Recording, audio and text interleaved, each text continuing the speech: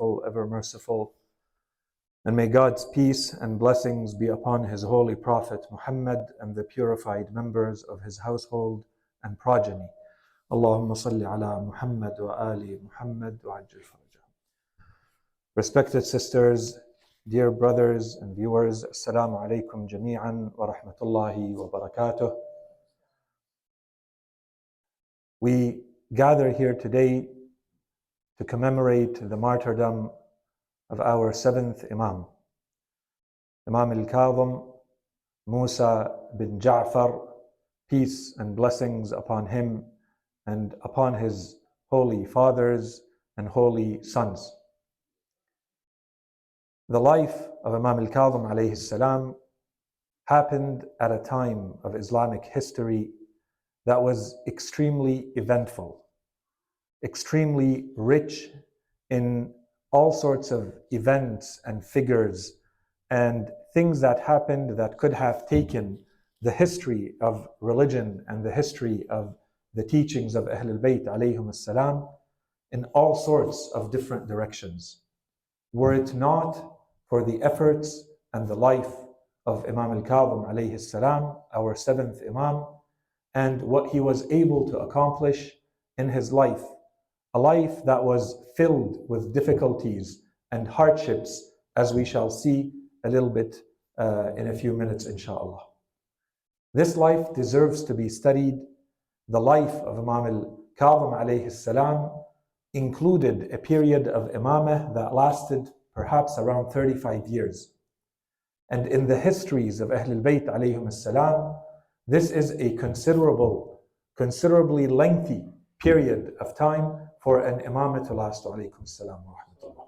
Alaykum as-salam wa rahmatullah. Which means that the imam should have had plenty of opportunities to spread knowledge and to influence and to shape society as he would have wanted as an imam. But as we shall see, this period of perhaps 35 years of imamah was actually including a period of no less than perhaps 14 or 15 years of jail and imprisonment. And so the life of Imam al-Kadhum alayhi salam becomes a life that is worthy of study, first because he is one of the Imams of Ahlul-Bayt alayhim salam, but beyond that, to see how the Imam managed the affairs of Islam and the affairs of Imameh during such a difficult period, a period in which he and Ahlul-Bayt alayhim as-salam in general and the followers of Ahlul-Bayt and the lovers of Ahlul-Bayt alayhim as-salam were living under such oppressive, tyrannical, difficult and hard conditions. And at the same time, the life of Imam al-Kadhum alayhi salam gives us plenty of examples of the amount and the richness of the wisdom and the knowledge of Ahlul-Bayt alayhim as-salam, despite all of these difficulties, as we shall see. We don't have time. Today is the first time, inshallah, where we talk about the life of Imam al-Kadhum alayhi salam. I think it makes more sense to at least cover some highlights from the biography and the life of Imam al-Kadhum alayhi salam in general, and we leave it, inshallah, to perhaps other opportunities that we may have in the future to delve deeper into some of the aspects and the themes and the events in the life of Imam al-Kadhum alayhi salam that definitely deserve much more serious and much deeper studies and reflections. Imam al-Kadhum alayhi salam was born in year 127, perhaps 128 after the hijrah of the Holy Prophet sallallahu alaihi wasallam in the holy city of al-Madinah al-Munawwara. His father is none other than Imam al-Sadiq alayhi salam, Jafar ibn Muhammad, who does not require any more introductions than that. His mother was a woman by the name of Hamidah or Humaydah.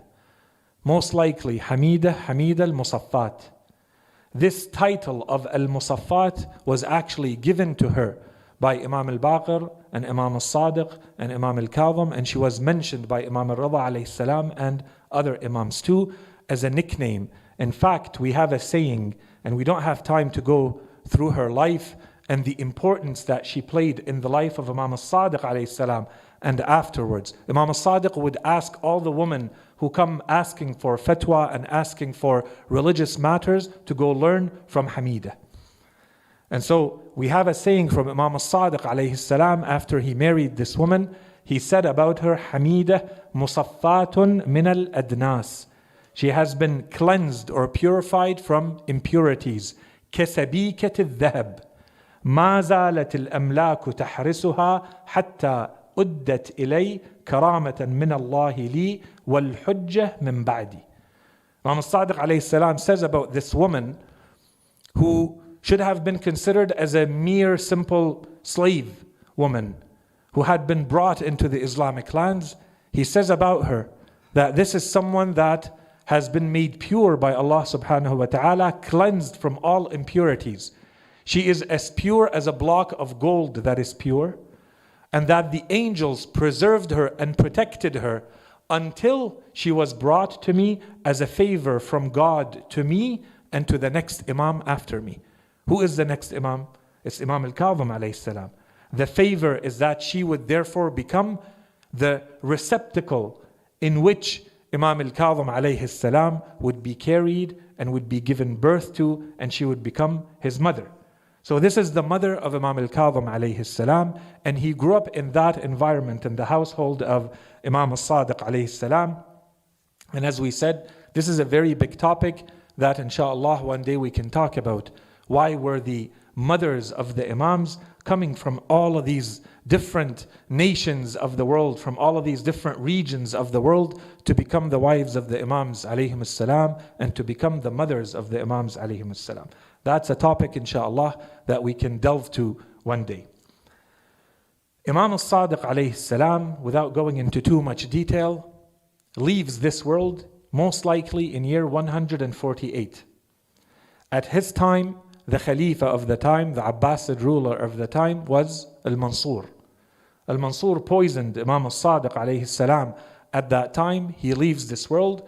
Imam al-Kadhum alayhi salam would have therefore been around between 19 to 22 years old. And that's the time at which Imam al-Kadhum alayhi salam becomes the Imam.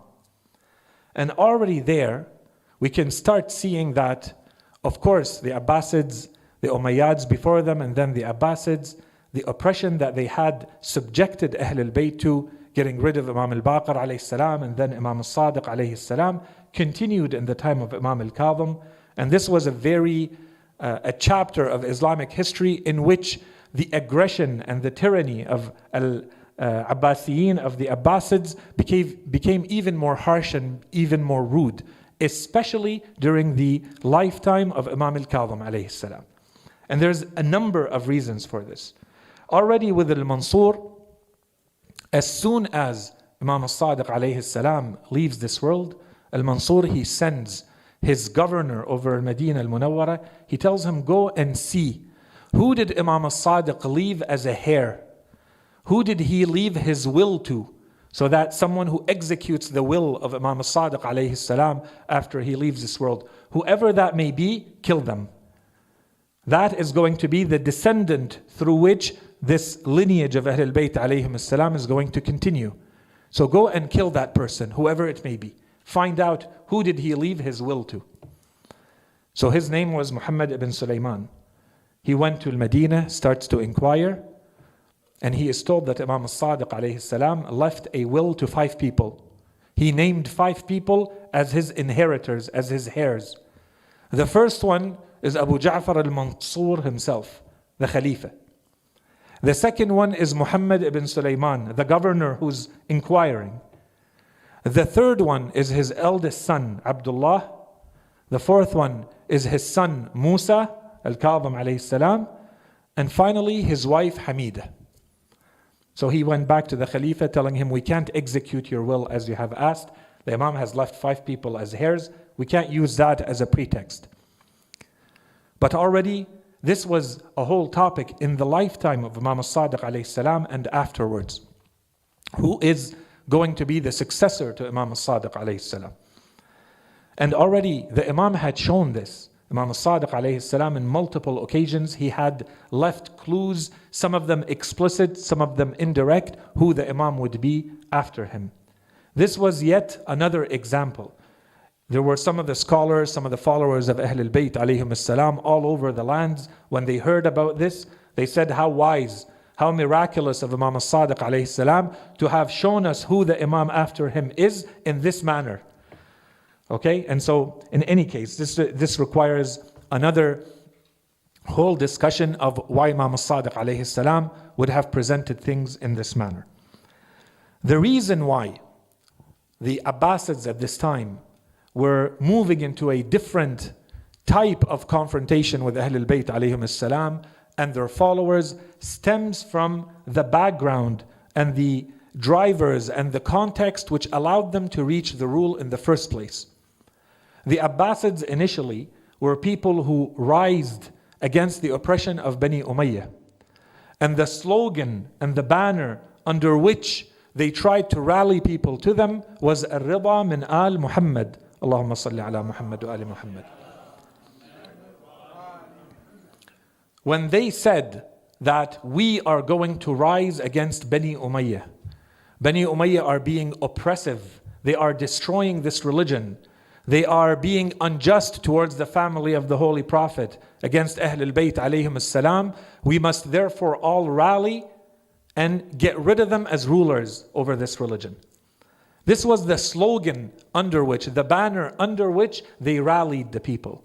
The slogan was that we are going to create a society that is going to please Ahlul-Bayt. We're going to create a society and a state that will bring satisfaction to the hearts of Ahlul-Bayt alayhim as-salam. We're going to create this state of Rida alaykum as-salam wa rahmatullah. And so, as they started to say this, people rallied behind this call. This is an amazing call. It represents the true spirit of this religion. But they saw themselves getting closer and closer to the throne, to the rule. And then suddenly they switched. They started to move against the very people who were helping them reach the throne. And so right away they turned against first and foremost the followers of Ahlul-Bayt alayhim as-salam who had supported them throughout the lands, throughout the Islamic world.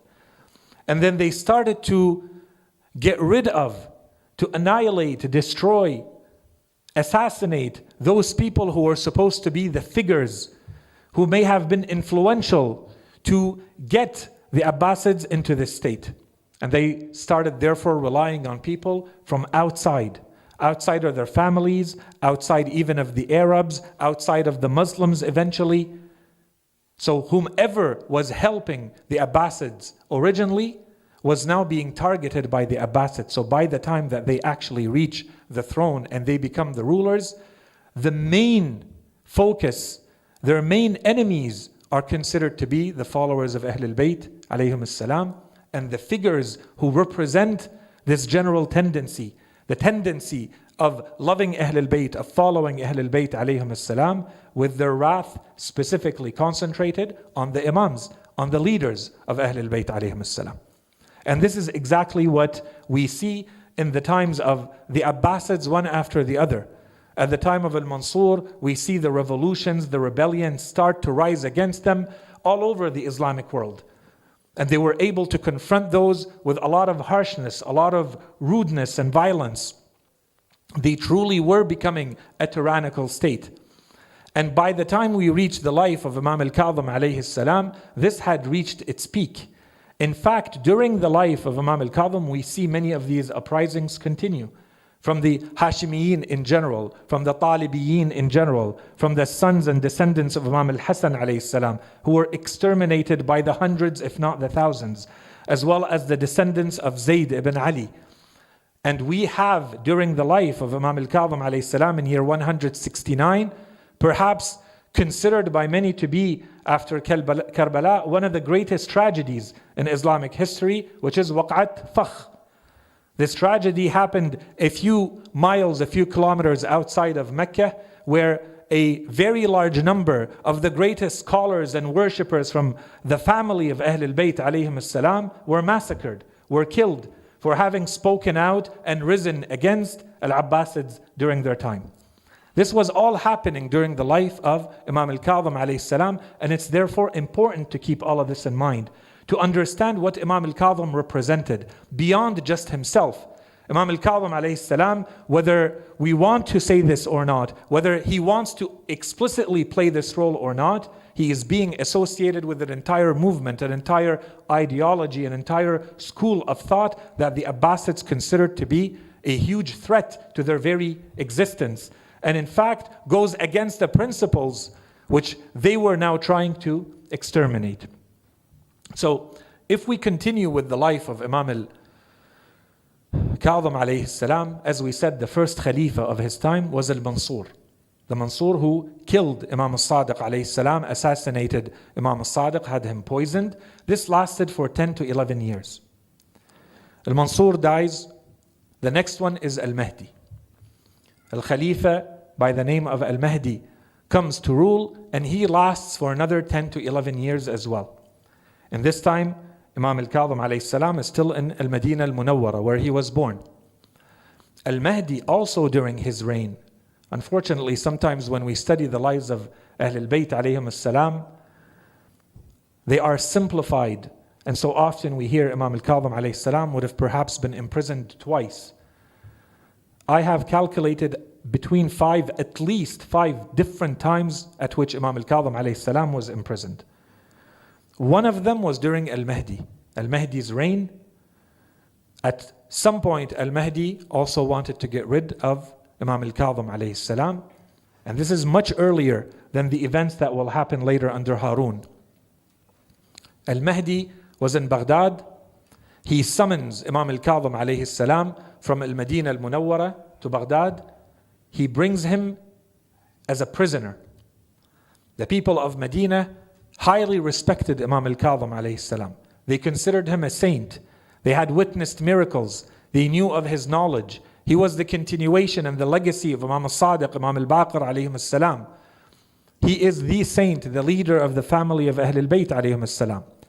This was considered to be the end for many of the people in Medina. They knew that this is the end. Imam al-Sadiq alayhi salam was going to be killed. There's no way that they're going to let him survive this when he is being summoned outside of Medina to Baghdad, and on the way near Baghdad, he was stopped by some of his companions who were very depressed, very sad to see the Imam in this state. He reassured them. He told them, this is not the trip that will cause me harm. And we shall in fact see each other again on day so and so. And then the Imam was taken to the jail, to prison. When the Imam entered the prison, the Khalifa already told the guards that you are going to go and kill the Imam either very late that same night or very early the next morning.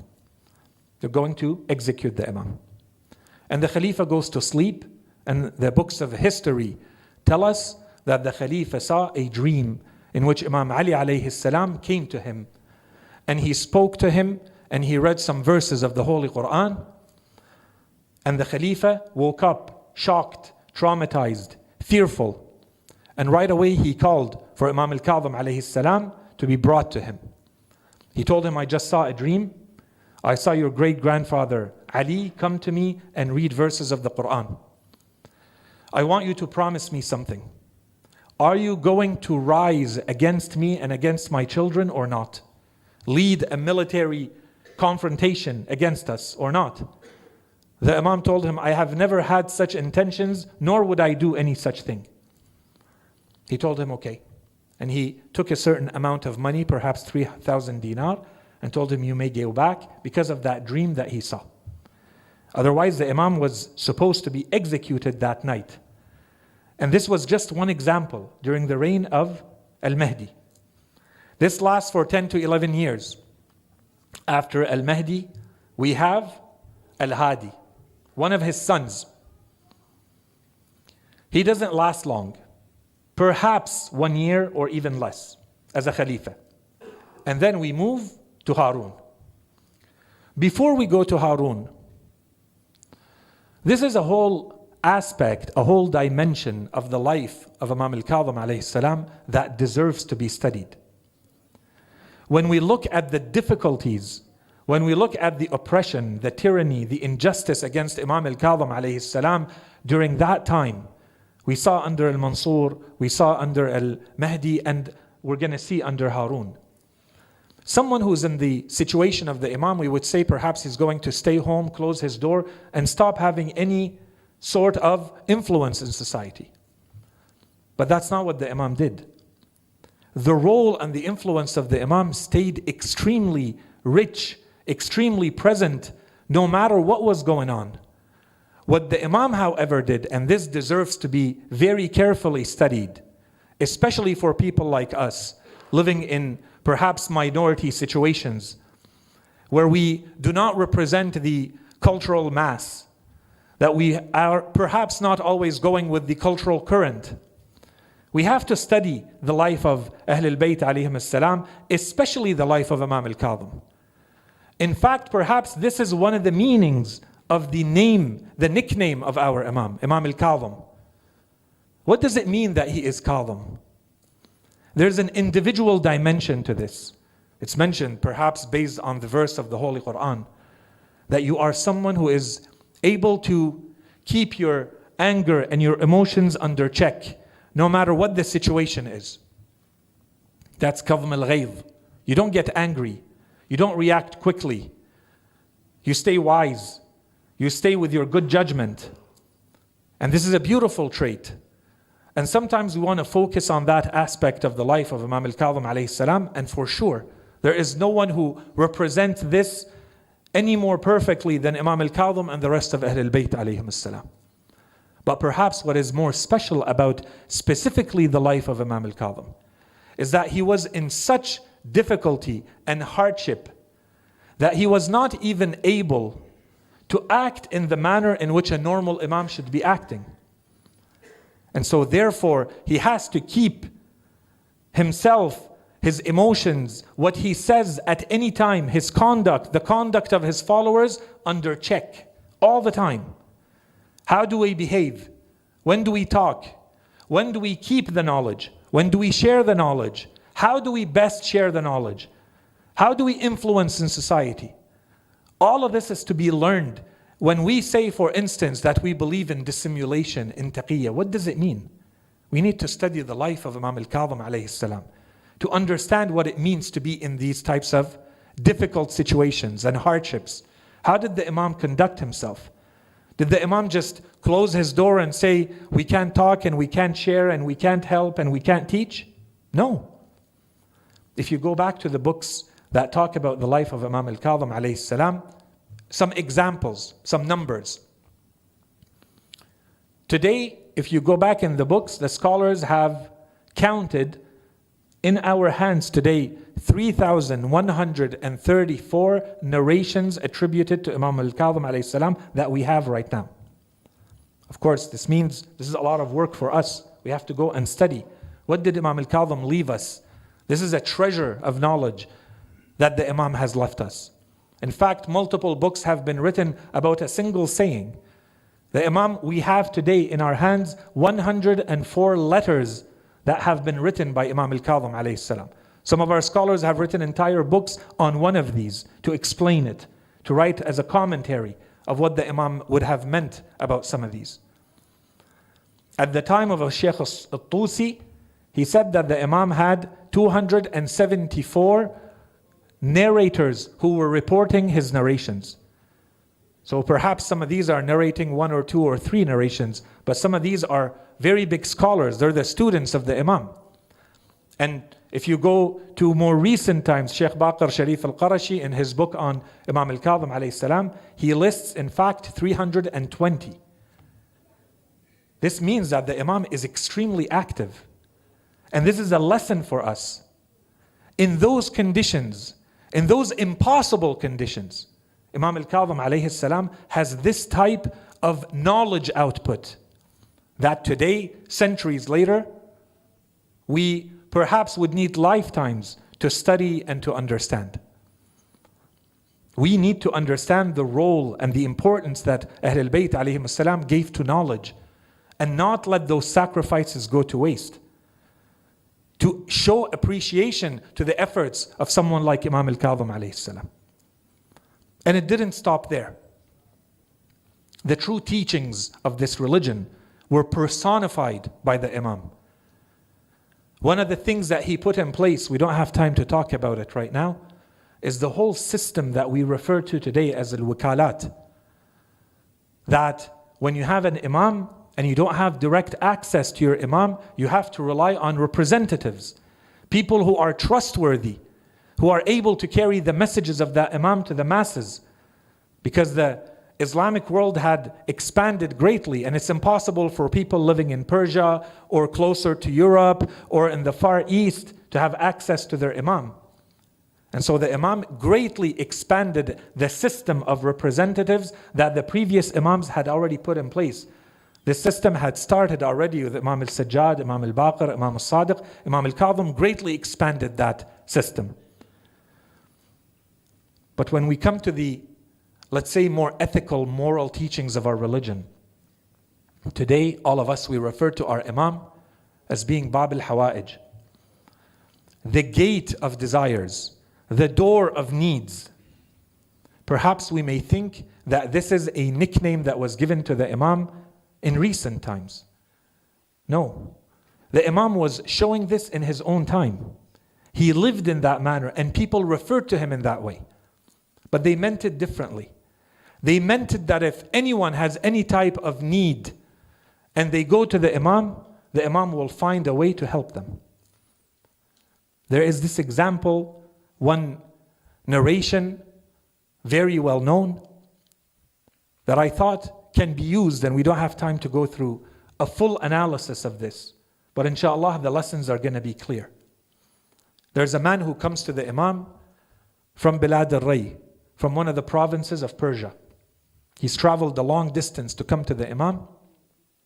He tells the Imam that the Abbassids have imposed on us, wa alaykum as-salam wa rahmatullah.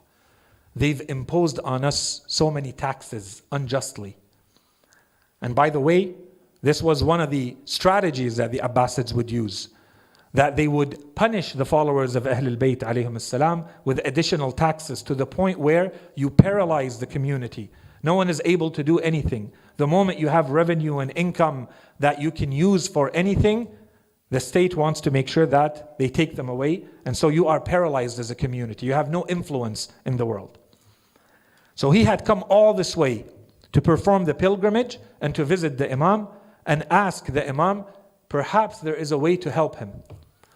He tells the Imam, they have imposed so many taxes on us that now I have this great debt. I have not been able to pay it. Year after year this accumulates and I don't know what to do.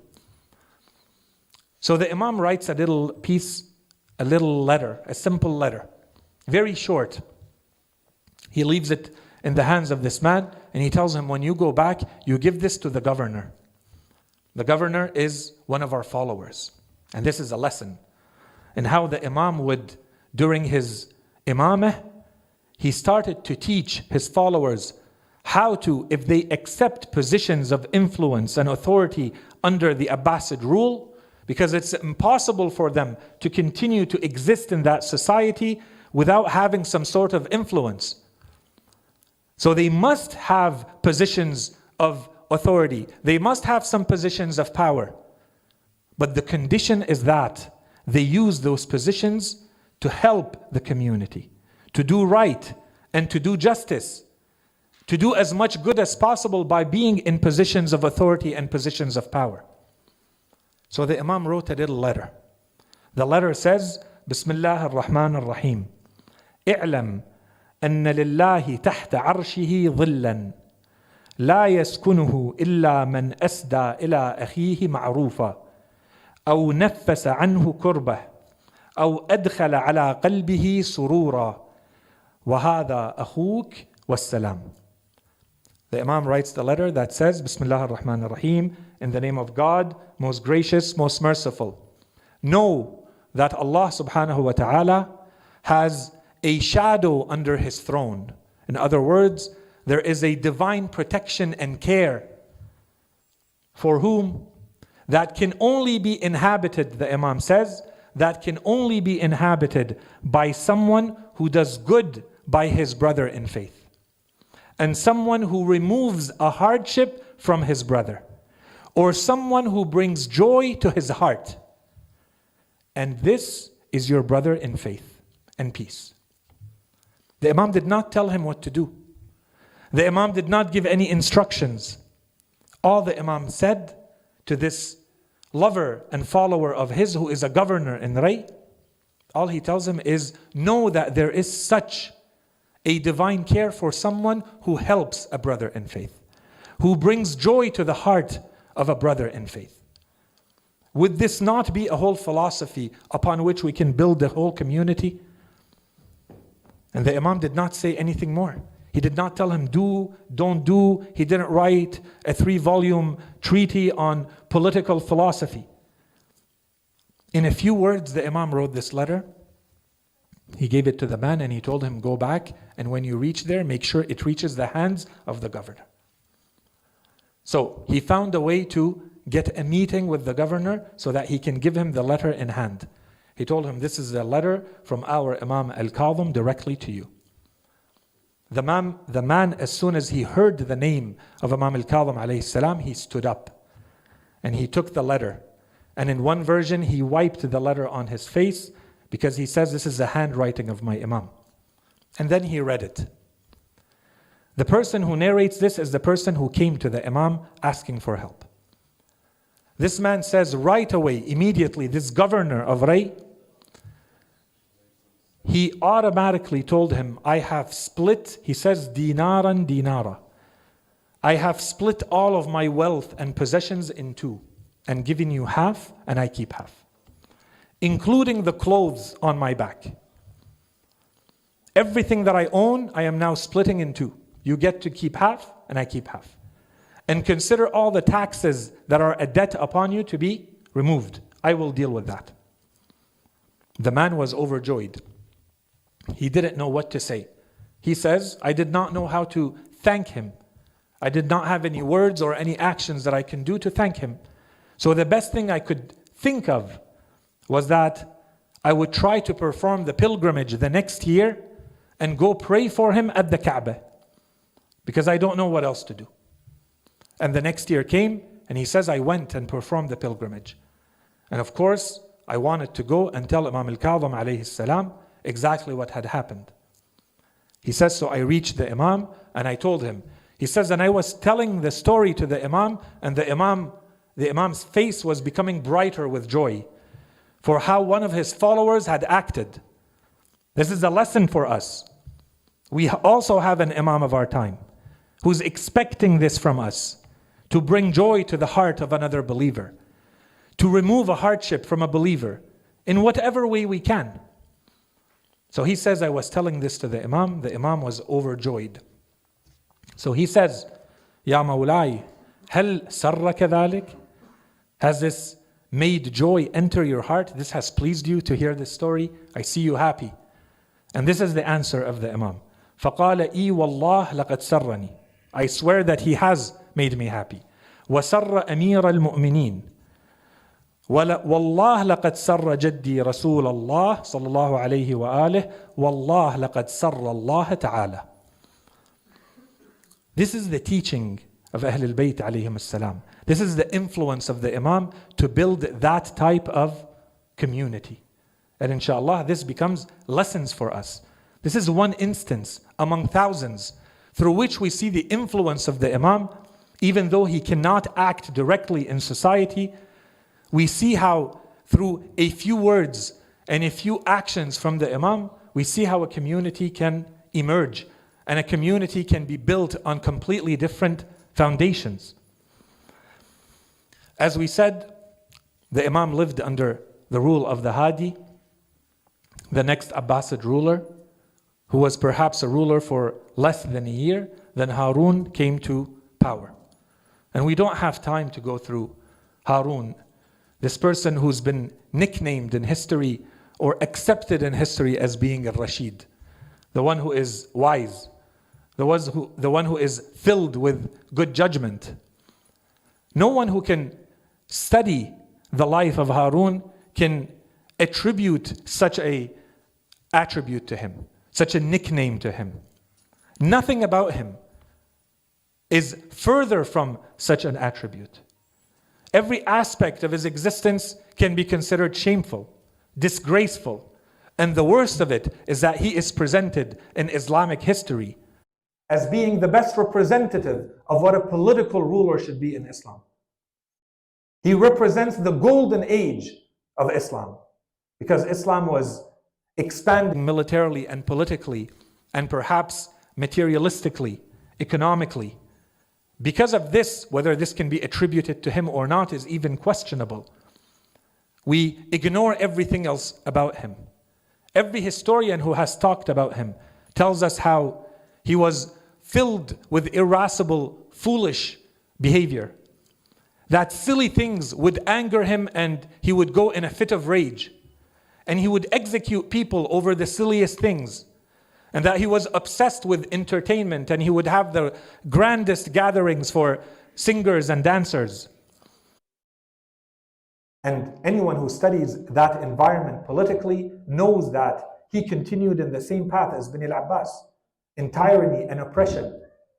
Whether you look at it politically today from democratic principles, humanitarian principles, cultural, civilizational principles, nothing would give such a man any such title.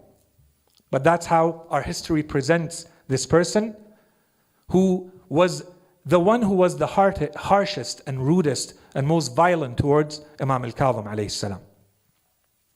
So we're not going to go into all the details of why does he end up getting rid of Imam al-Kadhum. Many stories are given. In one of them, we're told that he asked Imam al-Kadhum alayhi salam, he said, I want to return Fadak to you. Fadak went back and forth. At the time of Harun, he's trying to show publicly good faith, that he's this amazing, generous ruler. I want to give back Fadak to you. So simply give me the geographical limits, borders, location of Fadak, and I will write a piece of paper that says that Fadak has been given back to its rightful owners. The Imam told him, you will not if I actually gave you the limits of Fadak. He told him, no, go ahead. I promise you that I will. And so when the Imam described the limits were much greater than what Harun was expecting. Harun was expecting the actual gardens that were called Fadak. The Imam gave him the borders of the Islamic empire, the Islamic world. So Harun laughed and he told him, you have left nothing for us, my cousin. What's left for us if we give you all of that? The Imam told him, didn't I tell you that you would not give us Fadak? And this is, by the way, one more meaning which tells us what Fadak meant. Fadak was not about a piece of land. Fadak was about the Khilafah. Fadak was about Islam.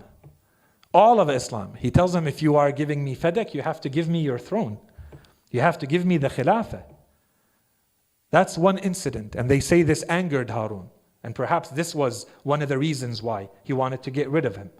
Another incident that's mentioned is about the legitimacy of the Khilafah. They say that in year 179, when Harun went to visit al-Madinah al-Munawwarah, he went to the grave of the Holy Prophet. And in front of everyone very publicly, he said, Assalamu alayka ya ibn al-Am. May God's peace or salutations be upon you, O my cousin, my dear cousin, to the Holy Prophet sallallahu alaihi wasallam. And Imam al-Kadhum was performing his prayers in the mosque, and he came and he saluted the Holy Prophet. And he said, Assalamu alayka ya Jaddah ya Rasulallah.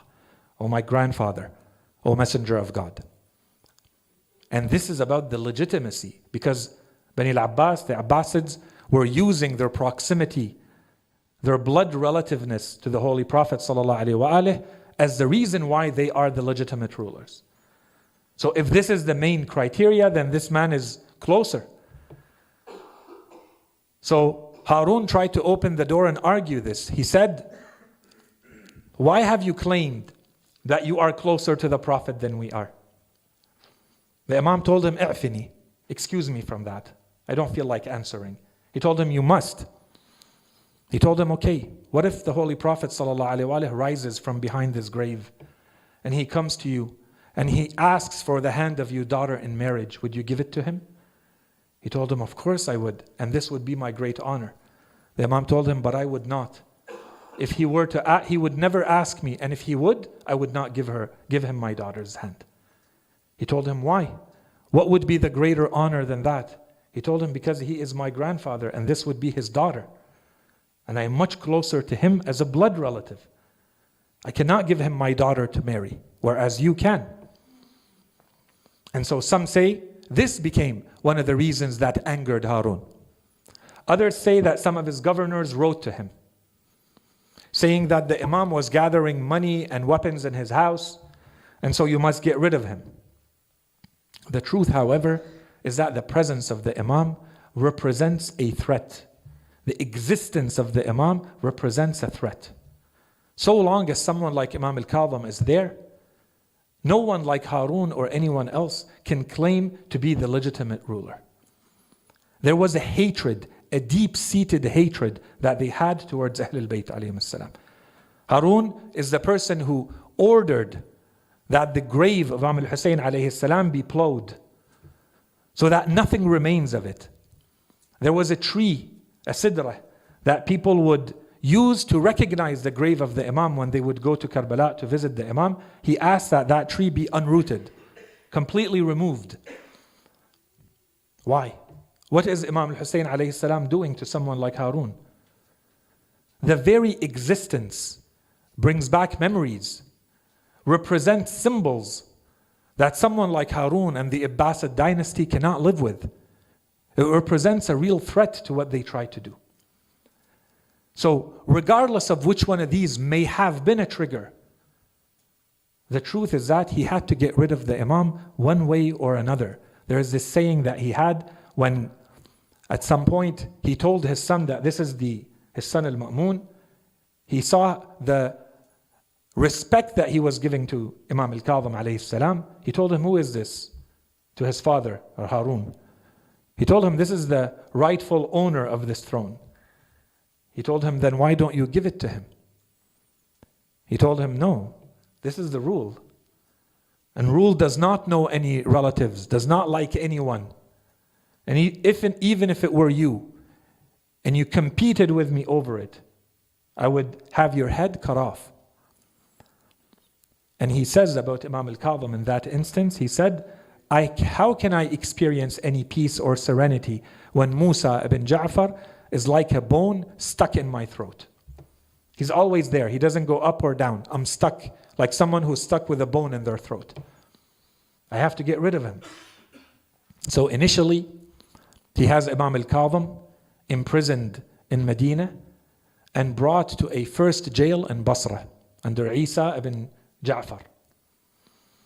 He is supposed to be the warden, the jailer, and he is ordered to be very harsh and oppressive and rude with the Imam.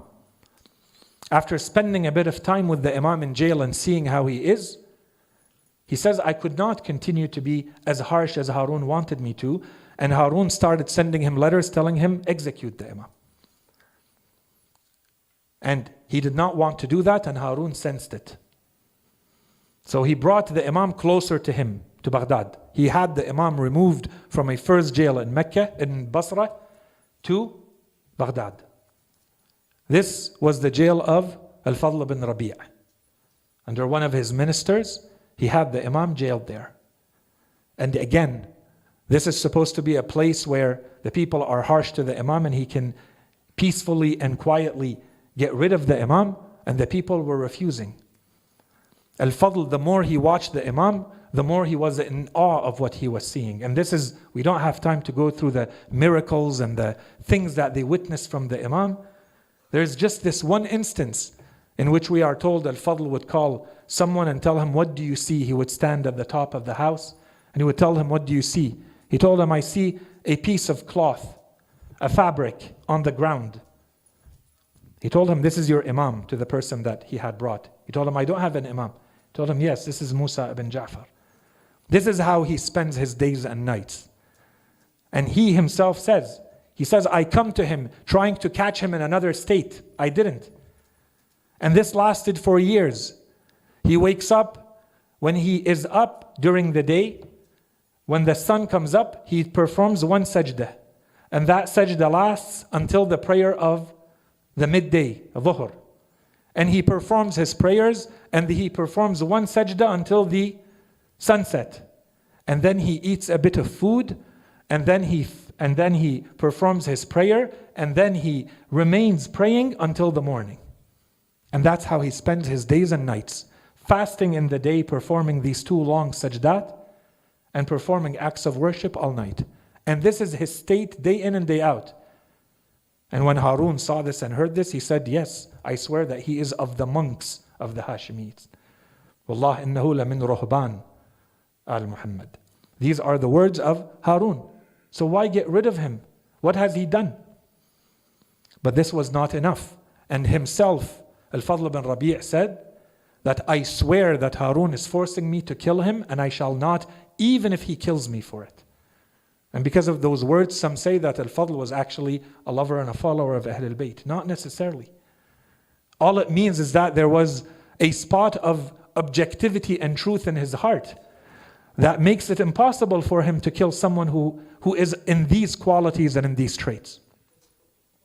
And there are jails mentioned without any details here. We're told that the Imam was jailed in Kufa and that the Imam was jailed in Wasit, but there are no details that I have found in the books of history. And then finally, when Harun gave up, he had him brought to the jail of Sindi ibn Shahik. This was a vile man. And this jail was no ordinary jail. This was called the Ta'mura. The Ta'mura is underground, a hole underground, in which the Imam perhaps stayed for years.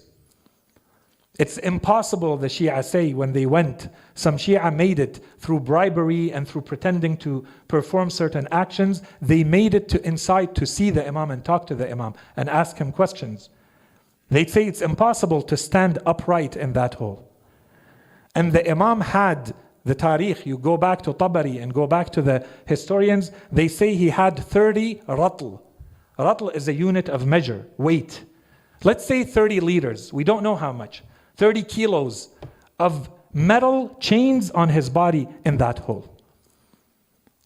And the Imam would get up, and the only place he had to move in there was to go perform his wudu, and he would pray.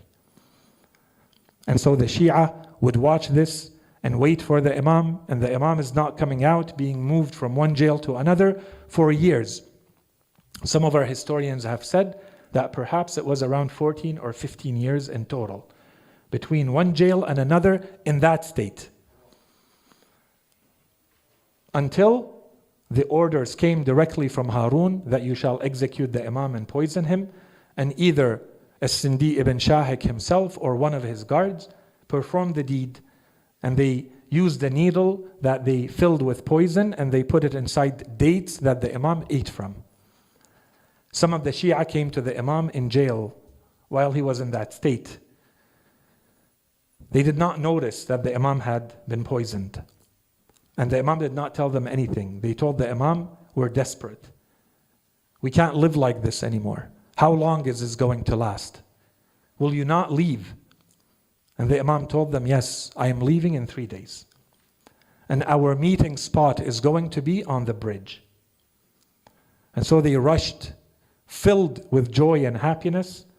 The narrator said, I went and knocked on the doors of the Shia and lovers of Ahlul-Bayt in Baghdad one by one, telling them we must come out to celebrate, to greet the Imam. Finally, the Imam is coming out. He's being released from jail. It will be in 3 days. We have to go meet him on the bridge. And we are told that instead of seeing their Imam, the cadaver of the Imam, the dead body of their Imam, covered, was brought by the guards and placed on the bridge. The Imam had been poisoned, assassinated in jail, and now he had been left on the bridge. And some historians have said he stayed on that bridge for 3 days. And the guards would walk around in town saying, where are the Rafidah? Let the Rafidah come to see how their Imam has died. Do they not claim that their Imams do not die? Here he is, come see for yourselves how he has died naturally. Hatfa anfih. Naturally he has died. We haven't done anything to him. The narrator said, I had a friend, a physician who was a Christian. I called him and I told him, there is a man who is dead on the bridge. Can you take a look and tell me how he died? He said, so he came and he got the hand of Imam al-Kadhum alayhi salam out, and he looked at it back and forth, and he looked at the veins in his hand and his arm, and then he looked at his face, and he came back and he told him, does that man have a family? He told him, yes. Why? He told him they should seek for his blood, because this man has been poisoned. He did not die naturally. And the news spread, and Imam al-Kadhum alayhi salam ended up being commemorated and then buried. We ask Allah subhanahu wa ta'ala to make us of those who understand the sacrifices that our Imams and their followers, the sacrifices of Ahlul-Bayt alayhim salam, to preserve the teachings of this religion, to pass the teachings of this religion in their time to the next generations, all the way down to us, so that inshallah we are worthy of performing the same mission and the same duty, and continue to pass on these teachings after we live by them, to pass them on to the next generations as well. وصلى الله على سيدنا محمد وعلى آله الطيبين الطاهرين.